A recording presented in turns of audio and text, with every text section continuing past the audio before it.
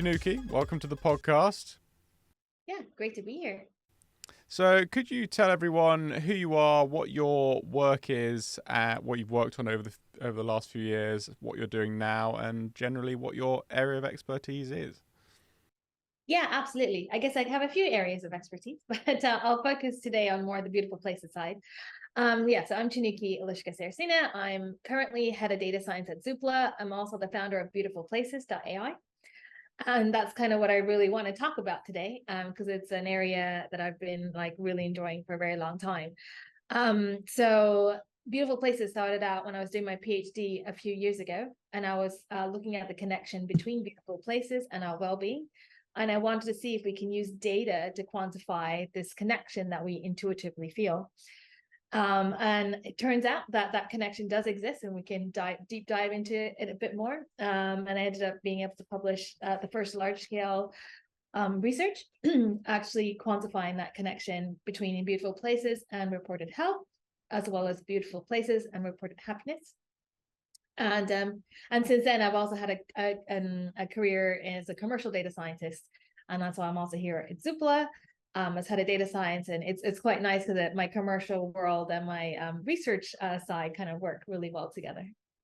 Yeah. So Beautiful Places, tell us about exactly what that is and what sort of things it tried to look into. Yeah, so the first thing I was looking into is if we can quantify beauty, and that's probably lots of people are thinking that's not possible. Beauty is something subjective.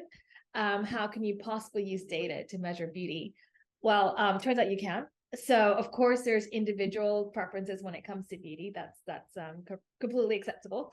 But with the data, we were also starting to discover there were actually patterns. So there is something like a collective understanding of beauty as well.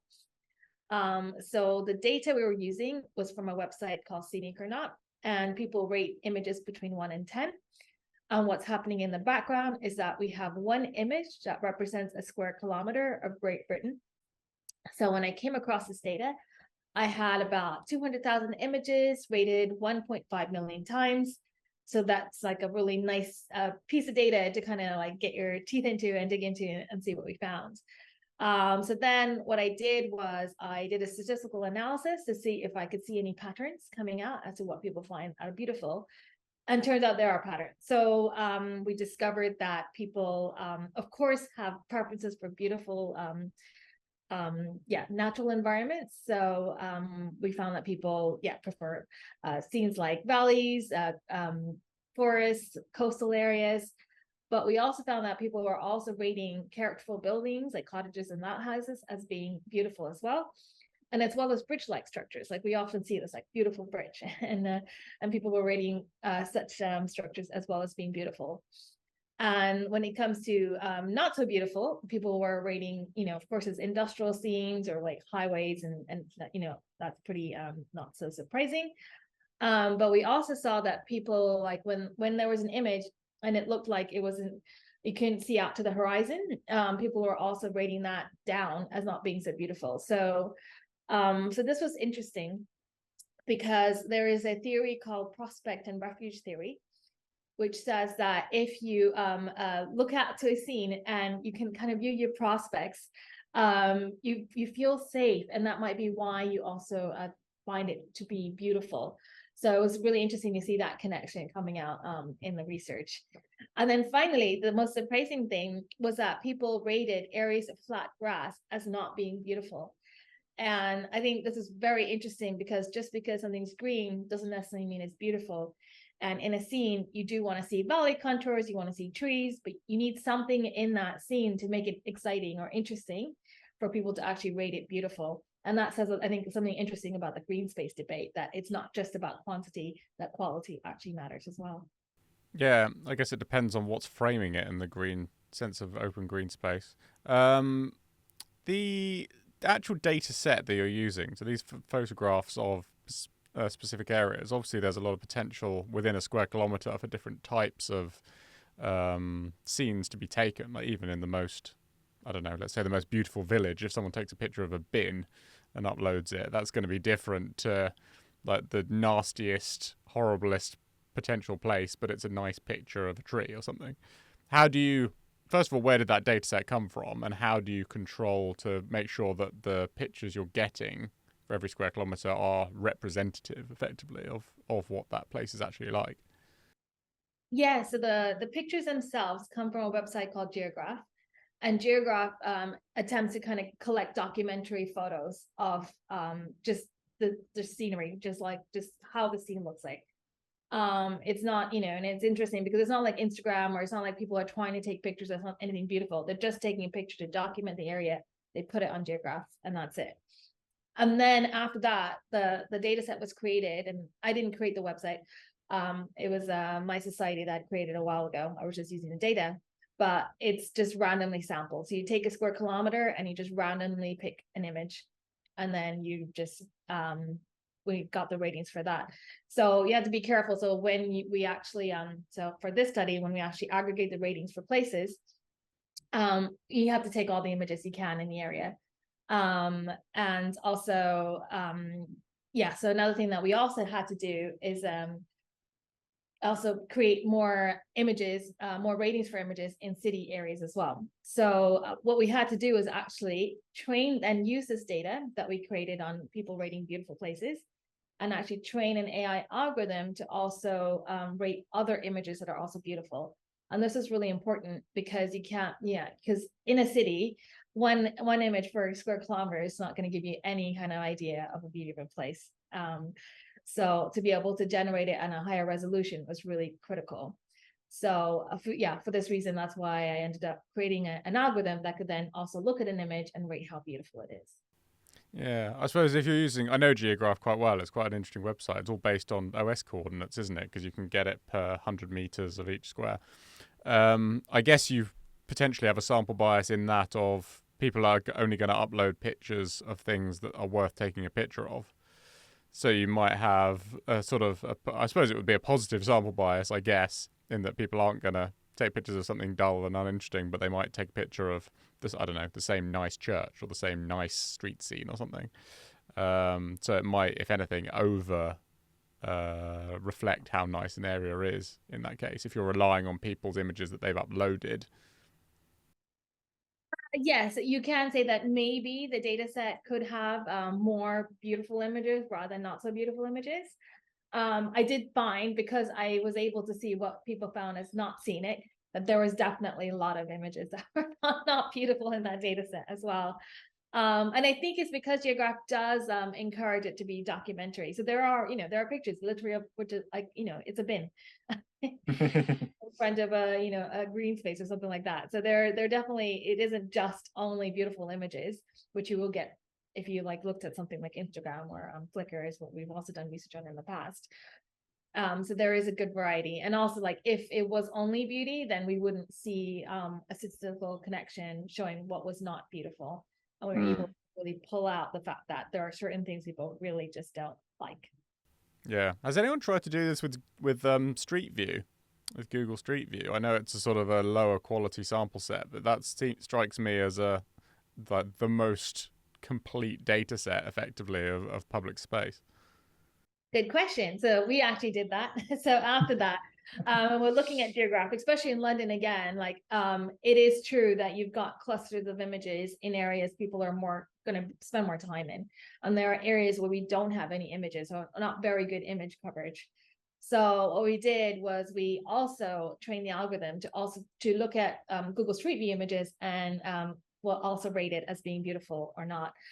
And so what we had to do is we had to, again, kind of create a mini scenic or not, but only using Google Street View images, and again, collecting more ratings.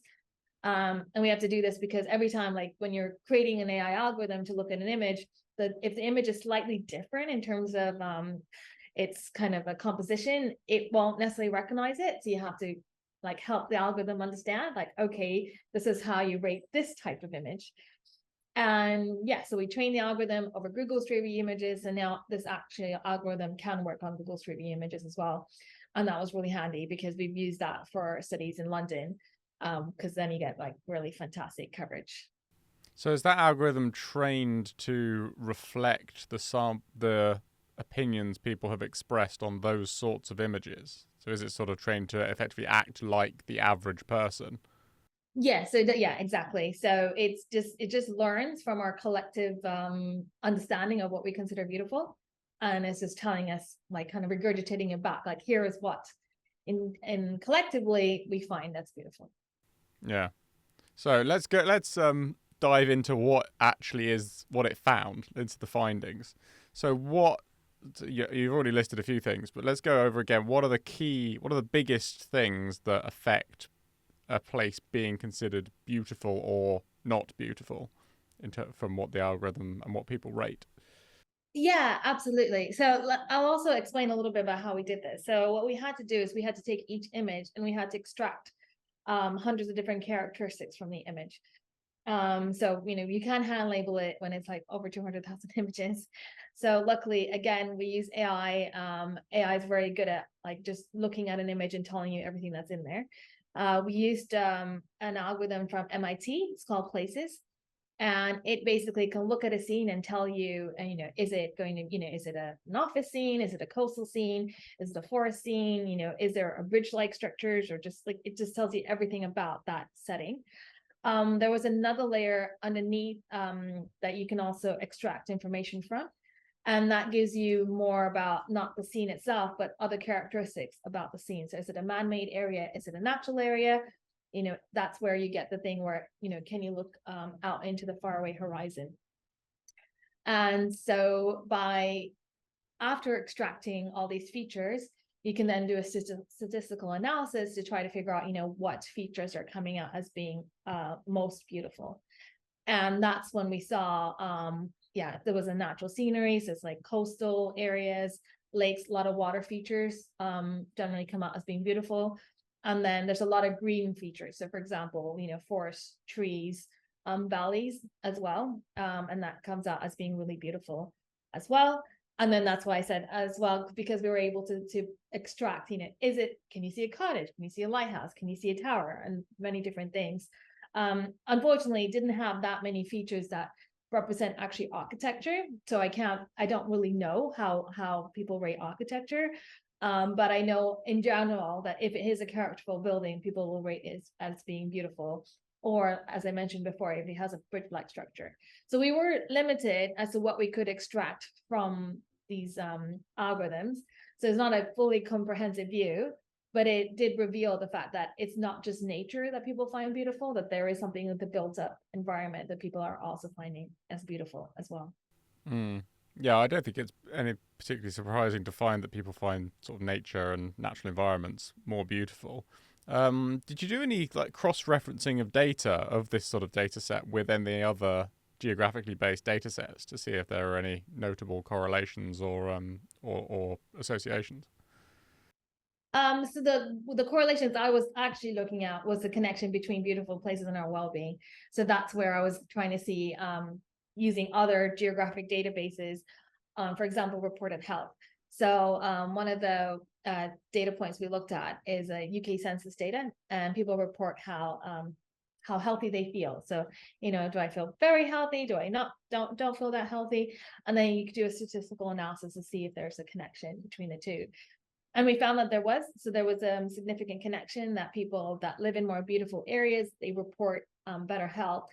And that holds even after controlling for things like income, because that's the first thing. It's like, of course, if you're richer, you're going to have access, to better health, but it actually holds even after controlling for aspects like income. And surprisingly, also holds after controlling for green space as well. And that's interesting because, again, as I was mentioning before, it's not just about the quantity of green space. There's something about the quality of green space that also seems to make a difference. So that was Mm. one of the studies. Then we did another study, and this was a really fun one where we're looking at reported happiness. People were pinged 2 times a day as they go around their, everyday life. And what's interesting about the mobile phone data is, of course, where they're at. So you can look at, like, at that moment, are they in a beautiful place? Are they not so beautiful place? Are they in a natural scene? Are they in a built-up scene? You can also correlate with other data. For example, like, is it sunny in the day? Because what you really want to do is find the connection between beauty and the happiness and make sure there's nothing else kind of correlated with that. Because you might be out in the park, but you're just happy because it's sunny. So we controlled for a lot of different features, and we still found that people report more happiness when they visit a more beautiful scene. Mm. And how granular actually is that data? So can you, in theory, cross-relate that, having controlled for the amount of green space, the weather conditions, the obviously the affluence of the area? In theory, you could control for the type of architecture in that area and find differences in those effects. Yeah, theoretically, I can. It's not something we dug into that much. Again, because architecture just features it's a bit sparse. It's hard to really tell that much. One of the things I really wanted to do, and so with Stephen Law, he's based at the Turing Institute and UCL Geography, is we want to create an algorithm that could look at an image or just kind of just in general give fine-tuned data, spatial data on architectural features. That would help to try to tease this out. Is there anything about an architectural feature that is actually correlated with beauty or happiness? The one thing we did find, and this is a correlation study, was blank versus active frontage. So when you walk down a street, if it's blank frontage, that means you can't really engage with the frontage itself. It just feels like, it's like a large wall or just something that is, just literally looks blank. Active frontage is, windows, doors, just anything you could feel like you can engage with. And we did see that connection, that there was a connection between beauty and that architectural feature. But I would love to do that in a lot more detail with architectural styles or just like more and different architectural features as well. Because it'll be really interesting to see what comes out. Yeah, well, I was talking about this in my episode with Cleo Valentine about the need for an algorithm that assesses effectively architectural complexity, whether that's on a facade level or on a more in-depth level, and that could definitely link into that kind of research. On the more general level, what sort of size of effect did you see in terms of beauty versus well-being after you've controlled for as many things as you can control for? How much of an actual boost is there effectively, if you like, for well-being for people when they're in beautiful places? Yeah, so the well-being, so the boost is as it's not horrendously high, right? So if you're going to a natural area, you're still going to see quite a lot more of an impact than just the beauty itself. So the beauty itself is a smaller component of everything. So I think the findings from that is more like you're going to get a lot more out of it if you can create beauty in places where a lot of people actually get exposed to. So if you're trying to think of it as an individual basis, the effect isn't that high. But if you think about just urban kind of scenery, parks where a lot of people spend time in, streets where people might walk through, have high traffic, that's where collectively you'll see that impact that'll make a difference. But individually, it's not huge compared to other things that might make you feel happy. Yeah, I think that's one of the key questions for me is being able to say to people, okay, you've optimized all these other things in your life about your, I don't know, your diet and your health and your work-life balance, all these sorts of things. Now you've got to think about your environment, and this is how much benefit being in the right kind of environment will give to you. And making that argument on a health basis is easier when you've got numbers to put to it. Yeah, I think it's more like a collective impact that this has rather than an individual impact. So yeah, I mean, I think that's more personal preference, right? Like I just love being in beautiful environments, so that's going to impact me better than somebody else. But so that's why in the impact, some people will be in a beautiful environment. They probably don't even quite notice that they are. And so yeah, I think it just depends because then it impacts certain people more than others. So that's why collectively you'll see an impact, but not necessarily. I don't think you can guarantee it on an individual level. Yeah. It's really, I suppose you can as well. I don't know if you've done this, but you could cross-reference the well-being data to local health expenditure data effectively, and say to people, oh, or local authorities, or even the government, like you're going to get an X reduction in millions of spending on healthcare if you invest this much in creating beautiful places, and here's how you can do it. Yes, absolutely. I mean, what I wanted to do was more to kind of get towards the causal studies with my PhD. So all these are correlation studies. So it could be that there is something there that is not necessarily the beauty. We try to check as many variables as we possibly can get our hands on. And that, but I can't guarantee causality. And that's a little bit hard. So when you want to convince a government going, please invest in beauty because it will cause a reduction in health, that will just take a lot more a lot more research to actually prove that causal effect. So right now I can only say that there is a correlation and it fits with our intuition. And yeah, so if it's almost as if it's not that difficult to add that beauty, like if you're creating a park, like it's not that much effort to actually make that park more enjoyable for people to use, that's worth doing. Now whether you want to completely change your city infrastructure, that is probably difficult to make an argument at this point in time with the research and the evidence that we have. So it's more of like a call. Oh dear, I've been having this cough. I've had this cough that's been going for like several weeks, and it's like now that came back. What was I saying? I completely lost my train of thought. The general effect. Yeah, I suppose you could.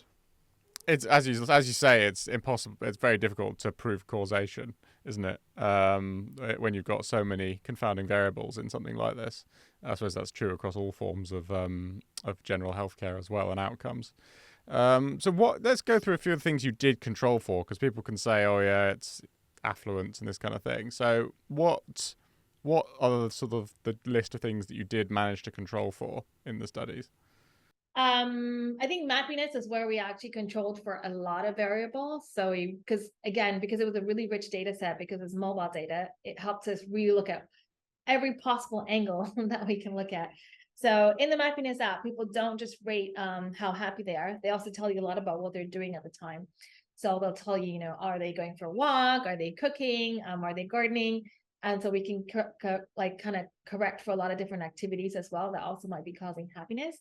They also answer who they're with at the time. So are they with the spouse? Are they with the children? We can look at where they are again. So are they in an urban area or rural area? Is it built up? Is it not built up? What's the percentage of green space as well? And then we can also control for a lot of things about the weather, because the weather obviously has a huge impact on people's happiness. So we did like wind speed, cloud cover, the temperature at the time, is it sunny? Is it raining? And so it was, so there was a lots of different things we control for. Also just in general, the environment as well. Like if environmental factors, like are you living in a richer area rather than a poorer area? And so controlling for all these things, we still see an impact that people do report more happiness after beauty when they're in a more beautiful place. So yeah, I mean, it's pretty convincing that this connection is actually real. But yeah, again, I can't necessarily say it's causal, because that is, like I said, very difficult to actually prove. Yeah, it's so complex, isn't it? I'm guessing this was only in the UK, right? Yeah. Yeah, it'd be interesting to see how it applies in other places, or if there's any cultural differences, or especially because there's such bigger urban design changes across different countries. Yeah, so I can imagine it's going to be different in different countries, and also different cultures value different types of beauty. So I couldn't even take my beauty ratings and apply the same beauty ratings to another country's data, because of course we have Google Street View data, across the world. I wouldn't be able to do that safely, because different cultures, for example, will see beauty in different ways. And we don't know 100% if the beauty ratings will translate to architecture or kind of, I don't know, environmental styles in different types of places. So it'll be really interesting to actually test that. I can imagine, someplace where it looks very, English countryside, like it'll be fine. But, what would it look like in Hong Kong? Like I have absolutely no idea, because it's very different than the way it might look like in England. And people might have very different preferences. And I mean, also, if you think about the Middle East, completely, again, very different types of nature that's actually there. So I was always really curious to see how this holds beyond just England. Yeah, well, I guess knowing exactly how much of it was cultural and how much was entirely effectively objective, on a sort of human psychological level is one of the key questions. And I would continue to say that a large part of it is evolutionary and psychological rather than cultural. Obviously, there's some cultural element, but less than people think, I would say. Yeah, I mean, I would hypothesize the same thing because that's probably why we saw these collective preferences. Because even in England, of course, people are quite varied and they will have different types of preferences. And we're seeing that collective preference, and it's not surprising. Of course, we've always loved natural scenery, or certain types of natural scenery. We will always be fond of. And again, what I mentioned earlier, that fact that when able to look away to the faraway horizon, people are rating that as being beautiful, and it feels like that's evolution. That's not really necessarily like a cultural reason that you would actually like that. So yeah, definitely I'm seeing patterns that I believe I will be able to find in other cultures as well. But I also find it interesting that there could be these differences, and it'd be interesting to understand what those differences are and what's actually driving that. Yeah, well, I suppose if you cross-reference the data on evolutionary psychology in terms of things like being elevated and having sort of scenes to look out over in terms of safety and sort of all that kind of stuff, you could effectively take out the evolutionary element from that data set and then say, okay, this remaining part of is either from culture or from something else. Yeah, absolutely. I think the characterful building one is funny because I don't know any kind of evolutionary reason for that. I mean, it could be that it is like anything a bit more intriguing gets our attention, and that's why that's coming up. But the characterful building could be that is something like learned behavior that we've learned to actually prefer certain types of buildings, like lighthouses. Like, who doesn't like a lighthouse? They're always so Yeah, well, that's again, I refer people back to my episode with Cleo Valentine. That's where I think the human psychological part comes in, where characterfulness or beauty is effectively akin to visual complexity, especially when organized in a fractal way, which is why we find more highly ornamented buildings more beautiful in general than the sort of blank, less ornamented buildings, and ones that are made of more connected, more natural materials, or natural feeling materials rather than artificial materials. But then, yes, again, people have heard me talk about this far too much already, but I'll continue beating that drum. So what are you working on? What have you worked on since working on this on your PhD? What are you now into? So what I'm actually now into is trying to turn Beautifulplaces.ai into a company. Because what I want to do is I want to actually democratize that data on Beautiful Places. So I mainly work as head of data science at Zoopla. I don't unfortunately have a lot of time to do research, but I have actually just given my data to other researchers as well. So Stephen Law, he looks at my data and he's looked at the connection between scenicness and house prices. And obviously there's that connection, even holding different things into account. I've also given my data to another walking app. It's called Go Jauntly. So they create apps where you can find walks in green spaces, and they're going to be creating a series of beautiful walks. And what I want to do is like kind of release that data on a larger scale to see what everybody else does with it. I mean, I still, even though I can't prove the causation, I still believe in beautiful places, and I do think that we need to really study this and look at this in more detail. Concerned about the fact that we are regularly destroying the beauty in our environments, and that we don't necessarily value beauty or preserving beauty enough. So if I can release that data, people could do more research, and then we could start really understanding what is our human relationship with beauty and how important is this for us. So that's kind of that's the aim, and that's what I'm going to be working on for the rest of the year, is trying to get this data out to anybody that actually wants to use it. You hit on a key one in there, which is house prices. I have always thought, and I've seen no reason I've never seen any evidence that contradicts this. I've always thought that there is basically no relation between beauty of a property and its value, because the overwhelming factors of size, location, condition are so big that any effect of beauty has effectively negligible result on house prices. Do you have any data that contradicts that? I do, but we're looking at the beauty of the environment, not necessarily the beauty of the house itself. So I think, yeah, so it's, I don't know, I guess in Zoopla I could probably do that study about the beauty of the house itself. Well, that's an absolutely key one, because if you can say that, and I know it's obviously granular, because if you have a really nice neighborhood where the whole thing is really beautiful, obviously that has a big effect. Whereas if an individual building, or say you had two streets of two different kinds of buildings that were right next to each other, that I suppose would be sufficiently granular, I guess. But if you could say to developers, if you build your building to be more beautiful by this amount or whatever, you will result in an X% increase in its GDV. That's a very, very, very strong incentive for the entire house building and architectural industry and commercial building industry to embrace beautiful buildings. Yeah, absolutely. So, I mean, we are seeing the beauty of the environment. So then that means that different types of built up beauty is actually contributing to the beauty of the environment. And then that's correlated with the house prices in generally in the area. Again, after controlling for lots of features, as well as, you know, green space, access to transport, or anything else that you would put into hedonic price model. So it does in general justify the fact that you should consider the beauty of the environment, because you're like kind of increasing the economic value of the area. It's hard at this moment to pinpoint one building or one kind of house. But yeah, so that would be really interesting to kind of to study.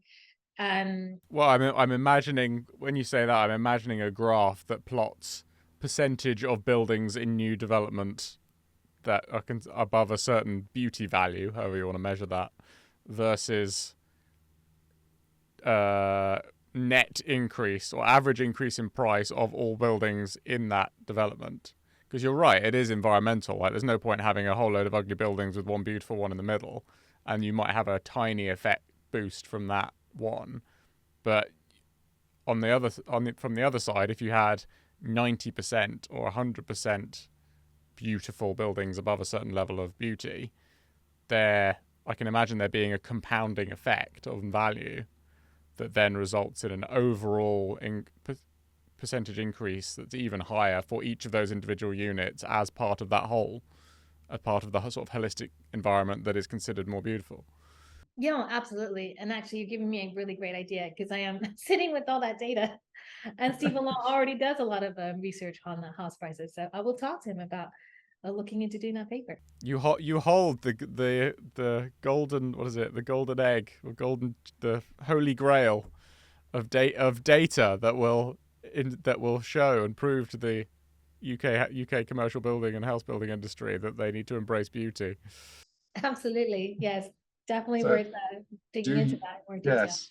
Do use it, please, for all of our sake. Definitely will. Yeah. So so you're working on that sort of thing at the moment with Zoopla. What exactly are you sort of digging into? Oh, digging into it, Zoopla itself. Yeah. Yeah, so at the moment, I'm not doing anything with Beautiful Places specifically with Zoopla, but now you're giving me more ideas. So in general, I mean, Stephen has actually looked at Zoopla data. So we do also release Zoopla data to researchers to also, that is actually how the house price model worked, was using Zoopla data. I haven't directly done a connection between Zoopla data and Beautiful Places yet. Although now that we've talked, I'm like, I'm missing such a great opportunity. But what we're doing at Zoopla, though, so what we're doing is we're looking at the condition of the property. So that is something, it's not necessarily the aesthetics, but we're looking at whether we can use AI to understand if a property is in not so great condition or good condition. So one of the aspects of my job at Zoopla is I also work in Hometrack, and my data scientists there create an automatic valuation model that provides property valuations for most of the major UK lenders. And of course, one of the limitations when you're using a model is that you only have metadata on the product, on the property. And so that means that you don't necessarily know what the condition of the property is, because that is what normally a human will have to go visit and tell her the condition of the property. So what we've been experimenting with is by looking at the images of the property as well as the text, if we can get hints that this property might not be in as good of a state as like somebody's claiming it to be, and then how we, how should we take that into account? And it turns out that, of course, images do reveal that, the condition of the property, and you can get a good indication that actually maybe this property definitely does need a surveyor sent to it to have a double check, because something about it's not quite right, and we can't necessarily guarantee the value of the just using the metadata alone. Yeah, is that images gathered from Street View or from other sources for each individual property? Zoopla. From Zoopla, like Zoopla listings and that kind of thing. Zoopla listings, yeah. Yeah. And it's surprising. So, so it's funny. So we can't only use the images because, of course, estate agents sometimes want to present the property in its best possible light. Are you saying estate agents manipulate photos by cranking up, I don't know, saturation and brightness and trying to make it look as good as it can? I didn't say that. I didn't say that explicitly. Would never do that. Never. Yeah, of course not. They're always going to be 100% truthful to exactly how the property is. Yeah, so what's funny is that the one thing we can catch by using NLP, natural language processing, by analyzing the description of the text, we can get hints that the property might not be in the best condition. And that's usually like opportunity for refurbishment, or like it's no chain. And anything, there's like little hints that tell you there's something up with this property where they're really trying to sell it within a different light. And that in itself can be a hint. So we don't have to look at explicit hints alone. Just people kind of, again, it's pattern recognition. You can see when people talk about something in a certain way that something is up. Yeah. We might actually want to send a surveyor to look at that property. So, as obviously you've talked about condition based on photo analytics. Can you use similar systems to analyze the actual the content effectively of the building? So where you've got blank buildings where you don't have the metadata of how many bathrooms, how many bedrooms, or the floor size, all this kind of thing. Can you use data sets or AI to establish those things either from patterns locally or from metadata on the property, like old planning applications or this sort of thing? Is that something you can extract without someone having to put it in manually? Yeah, absolutely. I mean, that's something we want to do as well, because like, again, when estate agents are trying to upload property data, that's quite a lot of data that they have to input. So anything we can do to make life easier and just already infer and say, okay, we can look at your floor plan, we could tell like there's actually 3 bedrooms here. If we can do that, then that'll actually make it a lot easier. So it takes a bit of time. So it's not 100% accurate, because sometimes every floor plan there's no standard, so you can sometimes get it right and sometimes you don't get it right. So it's not like 100% reliable, but you can have an indication. There are other things that we can also understand, like, what style of property is it? Is it, what kind of materials have been used to create the property? That is, again, something that the lenders are really interested in understanding.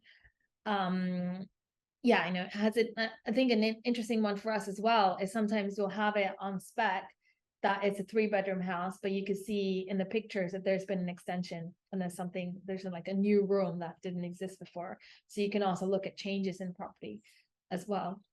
And it's there's a machine learning laboratory connected to the RCA, and they do some really interesting research where they're actually looking at images as well as Google Street View images and seeing what kind of building characteristics they can extract to kind of help create this data on a larger scale. Yeah. No, I think it's a fascinating area. So I'm guessing the aim is to get the value range down to as narrow and therefore as accurate as possible. Because obviously on Zoopla you're given a approximate value, but it's quite a big range normally. It's a sort of plus or minus, 20% at least. And obviously that's subject to market conditions as well and all sorts of other things, which I don't know whether you plug that in as well in terms of like likely sales value versus sort of average market value for properties. Yeah, I mean, there's a lot that actually goes into the model that we provide lenders. So what you see in Zoopla is the consumer version of that. The one that we use for lenders has a lot more data, because we also have past survey data as well. And then that's really interesting. That tells you a lot about the property. But we can only use it on the lender side. We're not allowed to use it on the consumer side. So the consumer estimates, sometimes they're not as accurate as they're pretty good, a pretty good description. So if it's high confidence, it's pretty close, but sometimes it'll be low confidence because we don't have all the data to be able to make a proper accurate assessment. But then you'll see it on the Zoopla website. It'll say, here's a range, but it's low confidence, we think this could be right, but we are actually missing data. So something else I actually just want to explore as well is like allow consumers to adjust their data and to kind of see, like maybe we don't have exactly the right data, but if they can provide it, can we then use that to give them a better estimate? Because that's what every consumer wants, is to like know how much, when they're going to sell their house, like how much I'm actually going to get, and is it worth the effort? So Yeah. also interested in doing is helping consumers figure that out. Yeah, it has always struck me when looking on it. I wish I could just go in and edit the data to make it all accurate on my own property, for example. And I'm sure people would want to do that. So, like you say, you need some sort of verification system where you can say, yes, I am the title holder of this particular property, and therefore I'm entitled to go in and adjust the data appropriately. And here's evidence to show I'm not making it up. Yeah, absolutely. But we can also just create a tool. And I think this is a matter of just trying to put in time into it. It's like, it doesn't matter if you're just, storing if it's just for you yourself. I don't really care if you lied about your property, right? Because you're going to write the information in to try to get the estimate. We don't necessarily have to store that as the truth. And then they don't want to worry about the verification process. I think what stopped us so far is that verification process is actually really difficult. And we wouldn't want to change any data that impacts any of our estimates, because the way we do estimates a lot of the time is by comparing properties in the area as well. So if we have a bunch of false information, that's just basically going to make our models collapse. So so that verification process is going to be so critical. That I'm thinking like, why don't we just let people just play around with the data, and it's stored locally for them. And if they've lied to themselves, like nobody else. Yeah, you almost need a hypothetical mode, don't you, where you can say, okay, this is the official data we have, but I'm going to go in and say, this is exactly what it is, and therefore, okay, I've now narrowed the band of the valuation to a higher degree of confidence, or whatever it is. But then you could also use it for speculation. So you could say, okay, well, what if I did an extension that added 2 bedrooms and a bathroom? The algorithm would then adjust it and say, your probability with so-and-so percentage confidence is adding this amount of value. And you can use that as a tool of saying, oh, well, maybe is it worth me doing this extension or not from a financial point of view? And of course, developers can use that as well in terms of unit replacements or adding units as well. Yeah, absolutely. It's stuff I'm very much interested in exploring. Yeah. And you need a slider for beauty index. I do, I know. That's been one of our, because we do these data science presentations where we kind of show the art of the possible to our product managers. And we did have an area guide with the beauty slider on there. So you never know, might see that on Zoopla someday. It's got to happen. It's got to have an actual mechanism for showing it. Obviously, the hardest thing is measuring it. Like, it's all very well having a, 0 to 10 beauty rating, but you've got to define how you're coming up with that in the first place. Yeah, absolutely. Yeah. Okay. In terms of AI, obviously there's been a big explosion in the amount of discussion and general use of AI as it's sort of coming out with ChatGPT and all the other ones. I've been playing around with it as well on a visual basis, and it's an incredibly powerful tool, which of course is in its infancy. I suspect you've been playing with it for a lot longer. Where do you see it going in terms of both your space of what you're working on and the sort of architectural and built environment space generally? I'm really interested in seeing what happens with generative AI and the built up environment. And what I think generative AI could be helpful is to kind of imagine what's possible. So I don't see a day where, at least for now, that generative AI is going to replace anybody that's working in a creative field, or it's going to replace an architect that's actually designing a building. However, it can help you kind of become your creative sparring partner. So, for example, I mean, you can even have a tool where, if say you want to develop a house and design, and you're like, I want to make this house like worth $500,000 as opposed to like 400,000. And what does that look like? And you can kind of tweak. You can potentially imagine a day where you could just tweak different settings and see what the impact is and see what the design impact is. And then you can make decisions based on that. So I don't see it. I see it as a very interesting tool to experiment with, to see how you can change an image and see what, the result might be. And then you have to interpret that image, of course, and then, create a final design. So that's what I find really interesting. And that's also something I want to explore with Beautiful Places as well. Like if you can imagine, if you can like look at your street and go, what would it look like if it was like 10% more beautiful? What would the street look like if it would make people like 30% happier? And to actually, again, look at the features and what actually would change. And then you could look at it like, do I actually want this? Yes, it would be lovely to convince a council to get put like 5 more trees, because that will actually have such a great impact on the beauty, the happiness of the people. And I think that's where it could be very interesting for us. So I'm very much looking forward to seeing what happens with generative AI in this built environment space. Yeah, well, I think all the councils seem to be cutting down trees at the moment. I think having that immediate ability to assess, okay, we're going to do this thing, it's going to cost this much, but then we know through AI that it's likely to save this much over in this other area, that having that immediate feedback means you can optimize things a lot quicker from a sort of policy point of view and or a development point of view as well. Yeah. That seems like a very valuable way to use it. But yeah, I'm not scared for the future of architects particularly, because an AI can't mediate a dispute between a client and a builder, or turn up on site and manage some issue that's turned up. So not too worried. Yeah, which is a shame, because that's the kind of annoying stuff part of your job. Oh, I don't know. I quite like that part. But no, but I think I'm worried for the future of architectural visualizers, because it's like the fact that what AI can do now is already impressive from that point of view, and it's as I say, it's still in its infancy, but it seems like the art of creating 2D visual content, or potentially even 3D visual content, is up for grabs from an AI point of view, I think. And maybe they can utilize it and not lose their jobs, but it's certainly scary if you were a visualizer, I'd say. Yeah, definitely. I mean, that is definitely a place that AI will take over. So it is more about being that expert that could take that feedback and then create something new. It's almost as if the industry is going to have to shift slightly to adapt to what generative AI is actually going to build as a capability, and then kind of focus on the skills that the AI can't do. And that is, looking at many different creative ideas and making a final decision based on many different factors, as well as, how people feel and you talk to developers and that kind of conversation piece as well. Yeah.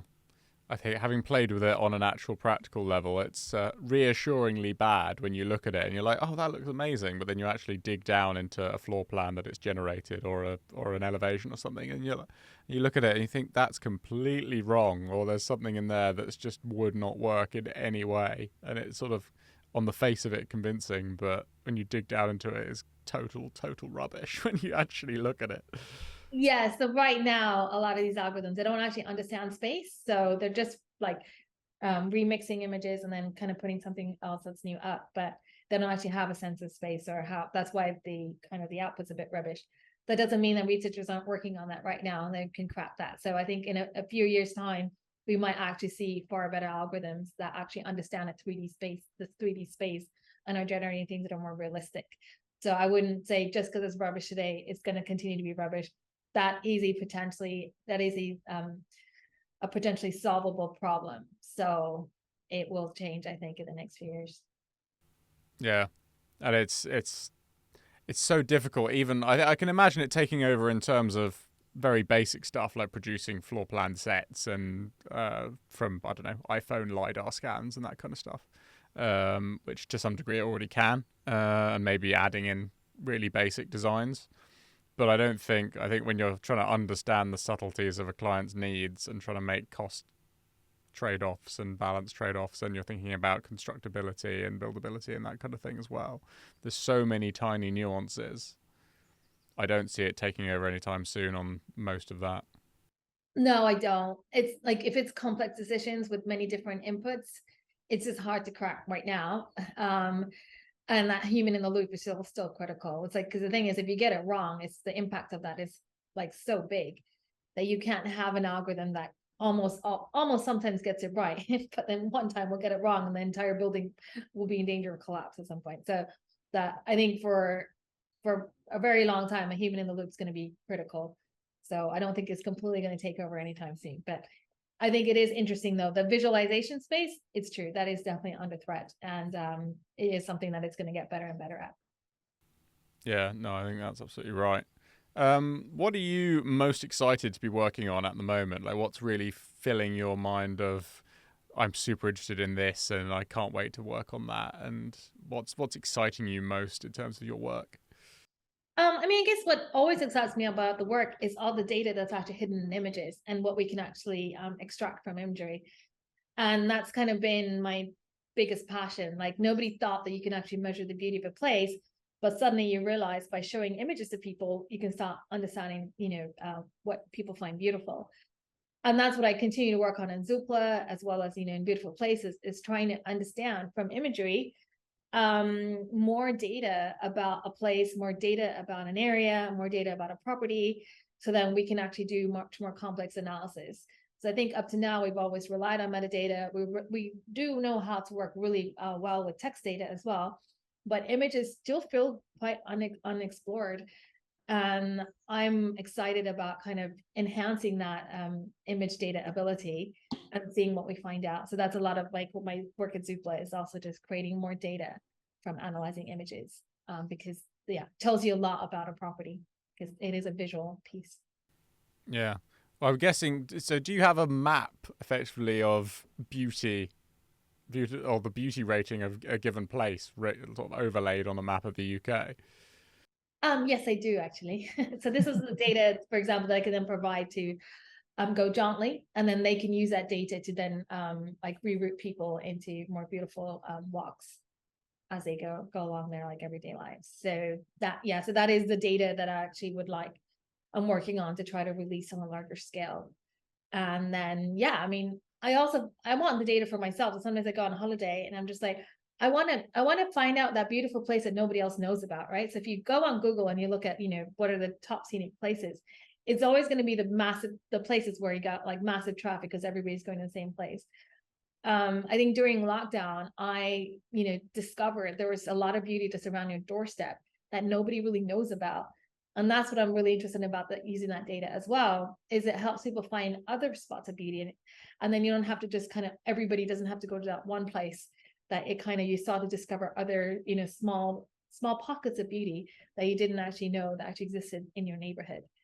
So so watch the space, because I'm going to want to release that data. And I'm also going to just explore how I can make that data accessible for an everyday person as well, if they want to explore what kind of beauty is around in their neighborhood.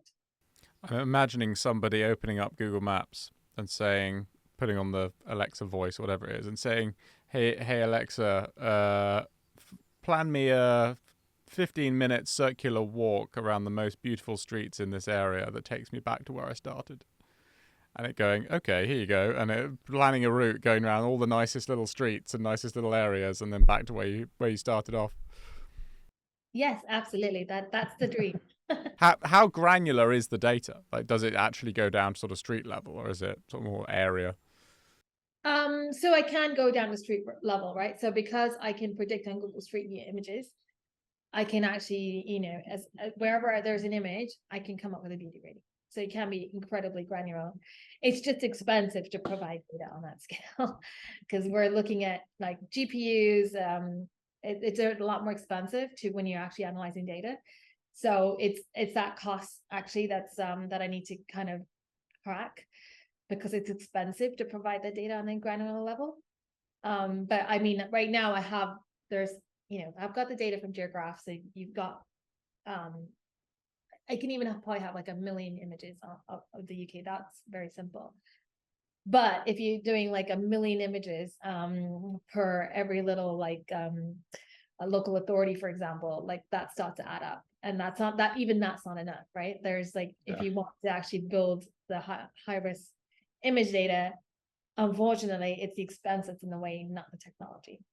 Is that expensive purely from a computer processing time perspective? Just because it's so much data, yeah. So much data, yeah. Well, you should crowdsource it, like the what was it, the Bitcoin mining and that kind of stuff, where everyone can just set their little NVIDIA RTXs off and contribute. Yeah, exactly. And that'll be for a much better cause. Yeah, well, that's in all seriousness. There's architects and people in the visual field as a profession are all sat here with giant GPU cards to do all the work that they need to do. Like, there's, in theory, there's a big resource there that has a direct interest in processing this sort of data. That is actually an excellent idea, and everyone thought about that. Yes. I'm glad I've contributed. Yeah, I remember. Yeah, I think, wasn't there something with the SETI Institute about like detecting aliens, and everybody used to run it on their like screensavers? So it's kind of something like that, where it's in the background, like when you're not using your like fancy GPU, it's like processing some Beautiful Places data on the side and then creating more rings. I love that idea. Yeah, well, people used to do it with image analysis for looking for patterns in satellite images, didn't they? I think maybe that was the SETI one, where they were looking at images of the sky and people had to pick out when something happened or something like that. Oh yeah. I think one of it was they were out using computing power. They were crowdsourcing the universe, or just different patterns, or trying to identify galaxies, I think. But then that's crowdsourcing, right? Yeah, that's human input, isn't it, rather than actual just sort of passive computer input. I need large scale compute. So. Well, I'm sure there'll be plenty of listeners to this podcast who have big graphics cards sat at home who'd be happy to contribute to something on the cloud that was going on in that respect. Yeah, it's an excellent idea. I'm definitely going to explore that now. The other thing I did think, when you're in terms of location data, if you could say, okay, this area of this local authority is really beautiful and that has positive health outcomes, this little area over here is really not. Therefore, when we've got, where are we going to put our 5 street trees, or where are we going to put a new bit of, I don't know, a new garden, or improve the infrastructure, or whatever it is, spend our pennies, we can then target that over to these areas, because that's where it's going to have the biggest boost of well-being, and therefore reduce our costs in other areas. Yeah, absolutely. I mean, that is like the data, why I would just want to release it, because I feel like there's so many good causes it could be used for. I mean, I would give it for free to councils to access, and then they can do their, urban planning more effectively, because they can understand, where is it in a certain area that might be lacking in beauty, that probably just needs a bit of extra love. Yeah. Are there any councils that have used any of your data yet for anything like that? No, I mean, I did initially have conversations, but it hasn't gone anywhere yet. And again, it's just, I think there's still a slight cost. Again, I have to produce the data at a higher resolution that is actually valuable for the councils. The councils don't have money, so I have to find that mechanism to be able to provide that data, and then I can actually give it to councils for free. So that's what I'm trying to figure out with my business model, is how. And then you gave me a great idea about crowdsourcing architects' GPUs, but how can I actually produce this data in some kind of cost-effective manner, so I can actually provide it for free for people that probably don't have big budgets to buy data at this scale, but would actually find it really useful, and there would be so many social good purposes for that data. Yeah. Well, yeah, let's crowdsource it. Let's get it all going. Let's get everyone contributing. Yes, absolutely. Anybody listening to this, if you want to help me develop that, please get in touch. Well, it'd be beneficial from an individual point of view, like especially if you could select a certain area. So say you will have an interest in processing a particular zone. So I might say, okay, within 1 mile radius of this particular point, I want to process all of the Google Street View data and come up with whatever your output is on your set level of granularity. and therefore you sort of build up a gradual map, and people can choose where they want to process. Because I might not have an interest in processing, I don't know, like somewhere that I'm miles away from where I live, I have no connection to, but I might say, oh, actually, my neighborhood down the street or the area around where my client's house is, or where I'm about to do a big development or doing a analysis, a feasibility study for a big developer, they might say, okay, well, we want to know the data around the area around where we're going to put this big development, and therefore we're going to process that data, and we're happy to do that processing ourselves. So we want to pick here, and we'll process all of that, and then that will gradually build you up a big map of high resolution data as people feed into it. Yeah, no, that's actually a great idea. I should have talked to you a long time ago. I'm full of great ideas. It's just I always like, I think other people can implement them. Yes, but that's all I need. I need to crack it. I need to figure out how to incentivize people. Like that's a really great idea. So of course people would value the data. And if they've already got the processing power and I could provide the algorithms and the guidance, then that doesn't take that much effort actually to process the data. And then, you just keep contributing and adding it to your database of images. So that's, really, definitely food for thought for me. Yeah, well, I think the house price data for me is the key one. If you could process the beauty data of a certain area around a development, say you're doing a feasibility study for a multi-unit development of some kind as a developer, you want to say, okay, how much is it going to be worth? Like, we can't equalize everything, but we can take all the local data, we can analyze that and process that down to as granular level as we can. Therefore, we know that this street over here that has this kind of house is worth, I don't know, 5% more than this street next to it that's got that kind of house.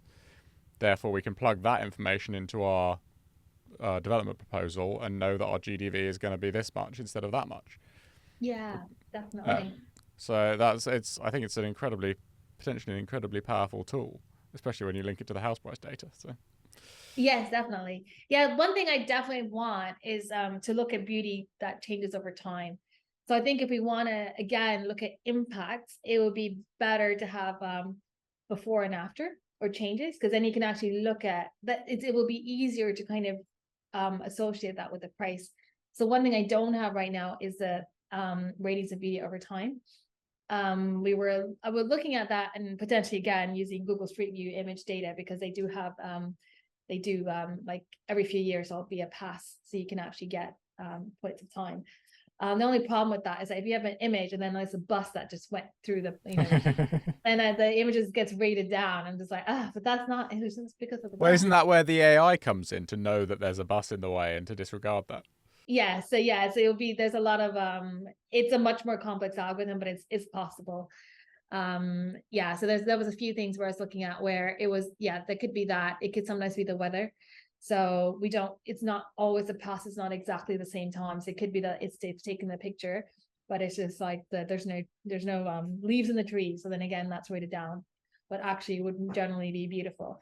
There's a few things that you'd have to correct for. It's not impossible to do. But that would be really interesting, because that's when you can actually look at the impacts and actually say, beauty has changed and here's the kind of economic value, and then that would make a very strong case. Yeah. Well, the other way, of course, to do it is to do it yourself, rather than you relying on Google Street View data, you hire somebody with the right car with a big camera on top or crowdsource it, go out with your iPhone and take pictures. That you could then commission effectively an area and say, okay, I want to do a full beauty analysis of this area, so and so, and we're only comparing it to itself, so it doesn't matter, as long as we do it all on the same day, it's fine. And then you'd have a sort of consistent data set at a reasonably high resolution that you could use, and that could be something that people do effectively as a beauty area survey or whatever it is. Yeah, no, absolutely. I think this is interesting. So it's basically trying to get people excited about it to contribute to this project, and then using not only their compute power but also just their time. And I can see how people will be excited about doing that, because this is something we all relate to and we want to understand this. So do you know from your previous data set where the most beautiful place in the country is? according to your data set. Well, according to my data, the most beautiful places are the places that we tend to go on hikes or traveling. Right. Yeah. So it's places like the Peak District, the Lake District, coastal areas like, Devon, Cornwall. There are no big surprises. It is like, it's completely in line with intuition. Yeah. And what about the other way? Who's at the bottom of the list? Yeah, well, I'd rather not point to people on the bottom. I think it's not fair. But I mean, one thing I did see, if you just map it out, is the east of England. It doesn't come out as being that beautiful, but I think that's a lot because there's a lot of farmland and it's quite largely flat. Yeah. So because of that, it just generally just gets downrated, but that's just more to do with the geography more than anything. And that has an impact, right? So if you're looking at coastal sceneries and especially like Lake District, Peak District, the geography itself does have a huge impact into the beauty. And yeah, it's that vertical framing, isn't it? Like, I always think that about like the most beautiful Italian villages and that kind of thing are always the ones that are extremely steep and have a lot of framing in terms of mountains and and elevation changes and all this sort of thing. Absolutely, yeah, no, that has a huge impact.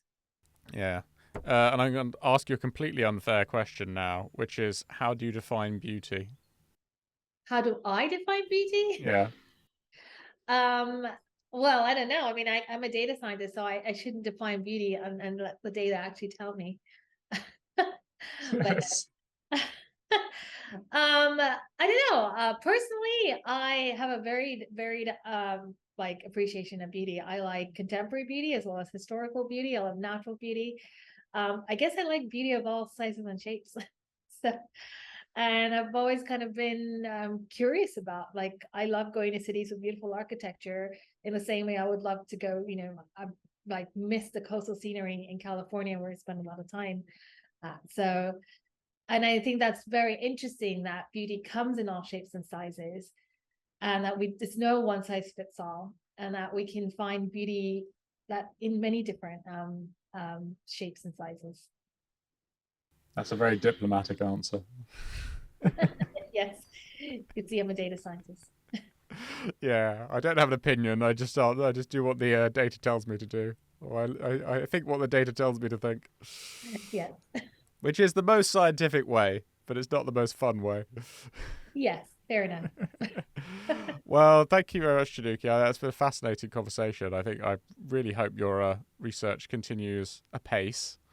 And I'm sure the architectural community generally will do everything we can to contribute and to help, because we have a very, very, very strong vested interest in effectively proving that we are worth employing as architects, and that beauty and aesthetics has a value and a quantifiable value.